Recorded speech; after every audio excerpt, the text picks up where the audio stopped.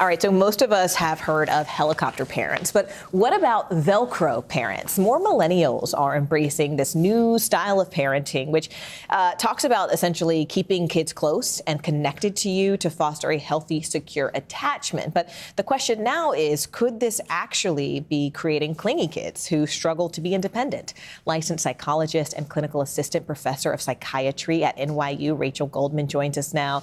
Rachel, what is a Velcro parent? Yes, thank you for having me. So a Velcro parent is one of those labels that we're using now, but for parents that are deeply attached and connected to their children, maybe even a little bit overly involved. Okay, so how is that different from saying like a helicopter parent, which hovers? Right, and I was just gonna say, so a helicopter parent more hovers and pushes their way in. It's more about being in control of a situation to try to avoid fear or making a mistake. Or heartbreak. Or even just making a mistake or doing it wrong. Okay. But a Velcro parent is there for that connectedness. They want the child to know, I am here and I'm here to help you. It can come from love and anxiety. It can come from a fear of disconnecting, but also a fear of maybe disappointment. Is that more about letting the child feel connected to, or is that more about the parent needing to feel a connection? It's actually a little bit of both, or it can be both. Interesting. Yeah. I could imagine a case where maybe a parent's working some stuff out and that is how it presents for their child. I mean, but are there any benefits? Yeah, so there's definitely benefits. I think we are teaching children that this is a safe space. You can trust us. So children are now able to come back and feel more connected and open up about things that maybe they wouldn't be able to.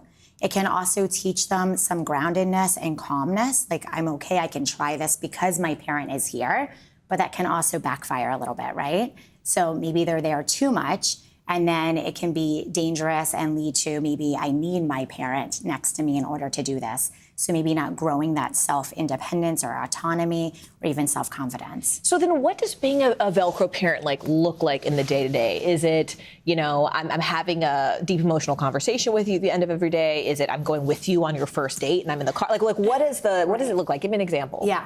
So I think if we look at homework, you are there sitting next to the child while they're doing the homework, maybe jumping in, but the helicopter parent will jump in, erase it, and redo it for you. Interesting. That control, right? Or even a Velcro parent may call and check in with teachers very frequently. So sometimes is okay, but over frequently. And I think that's where we have to draw the line and find a balance that works for you. Anything too much can be too much. So it's finding that balance. So what about people out there who are watching this and they're like, yeah, maybe I'm a Velcro parent. I love to be connected with my kid and in constant conversation with them. Are there any drawbacks you'd warn them?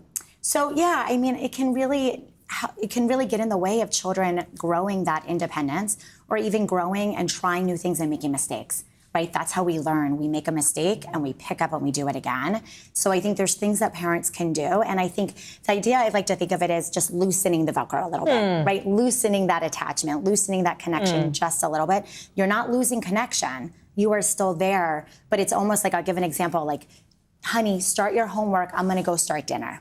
Right? So I'm still there if you need me, but I'm not attached to you sitting right next to you during the whole thing. Or at the playground, go ahead and start climbing, play with your friends. I'm here if you need me. So it's reminding them that I'm here, I'm supportive, I'm emotionally here, but I don't need to physically be by your side every step of the way. You can try, and I'm here if you make a mistake. I love these examples, but I also just kind of love overall that parents of this generation are being intentional about how they're parenting, how they're trying to parent, and the type of humans they want to create in the world. I absolutely agree. I think it is all about being intentional, and that's actually the next step, right? It's about pausing and then jumping in why am I doing this? Rachel Goldman, thank you so much for joining us and for your expertise. Stay right here. You are watching NBC News.